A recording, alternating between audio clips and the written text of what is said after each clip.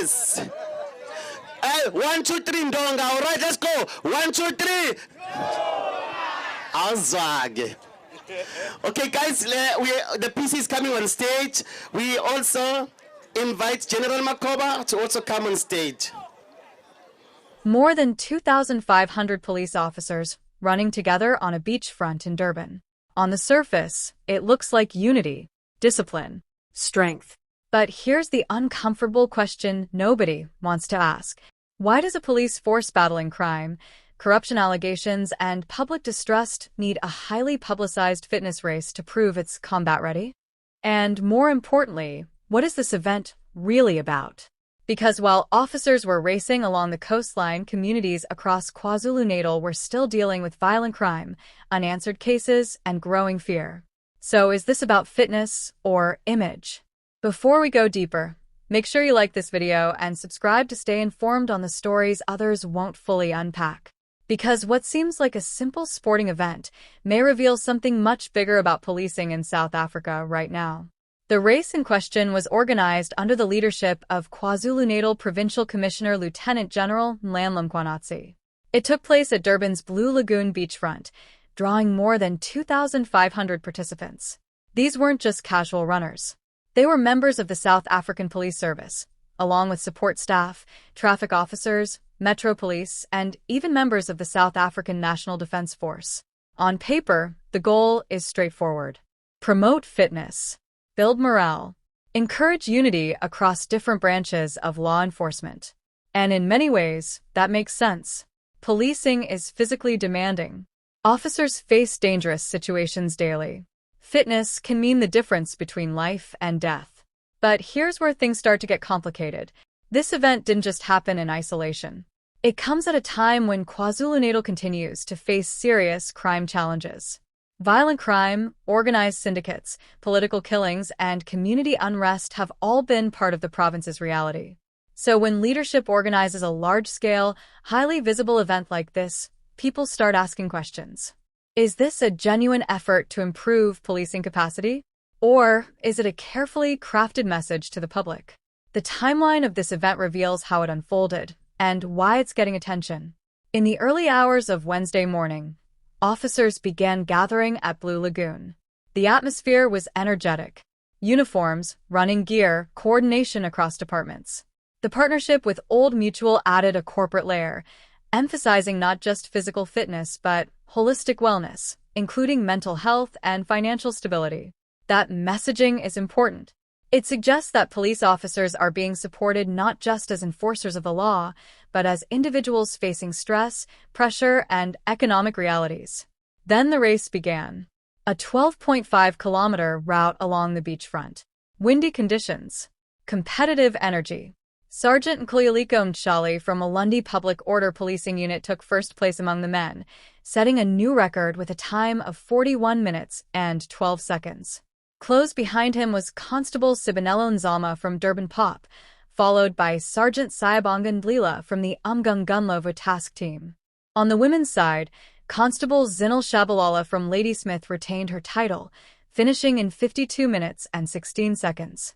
She didn't beat her previous record, but she still dominated the race. Second place went to Constable Cindy Kumalo, with third place taken by Constable Akona Mazika. By all accounts, the event was a success.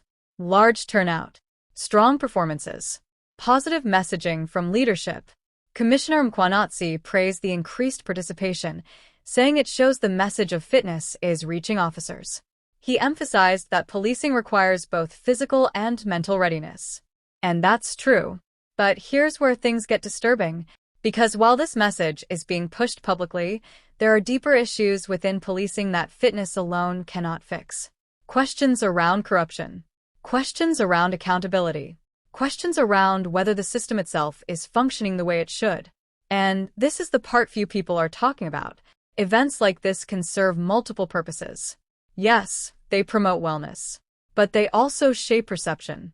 They create images of unity, discipline, and strength. They show the public a police force that looks organized and capable. But does that image reflect reality on the ground? Or is it masking deeper structural problems? Consider the broader context. KwaZulu-Natal has been one of the provinces most affected by political violence in South Africa. There have been numerous assassinations linked to local politics. There have been allegations, sometimes proven, sometimes not, of police officers being compromised. There have been concerns about slow investigations and lack of justice in high-profile cases. So when a large-scale event like this takes place, it raises a critical question. Is the focus where it should be? Or is attention being redirected? What happened next raised even more questions. The involvement of a major corporate partner, Old Mutual, shifted the narrative further. Their representatives spoke about holistic wellness, including financial well-being and community support systems. That sounds positive, but it also highlights another reality. Police officers in South Africa often face financial pressure, low salaries compared to the risks they take, high-stress environments, exposure to trauma. All of these factors can contribute to corruption risks. So when we talk about financial wellness, we're not just talking about comfort. We're talking about vulnerability. Because officers who are financially strained may be more susceptible to bribery or misconduct. And that brings us back to the bigger picture. Can a race, no matter how well organized, address these underlying issues? Or is it simply a symbolic gesture? The social impact of this story goes beyond the event itself. For communities, it sends mixed signals. On one hand, seeing officers engage in positive activities can build trust. It humanizes the police.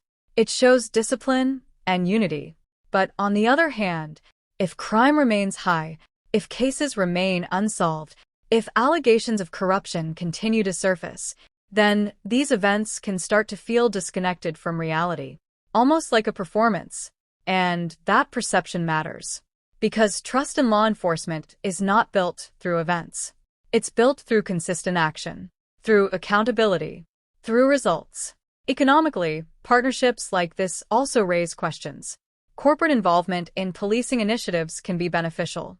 It can bring resources, support, and innovation. But it also introduces another dynamic: influence. What role do private companies play in shaping public institutions? Where is the line between support and influence? These are not accusations. They are questions. And they matter. Public reaction to the event has been mixed. Some people see it as a positive step. They praise the focus on fitness and mental health. They argue that a healthy police force is a more effective one.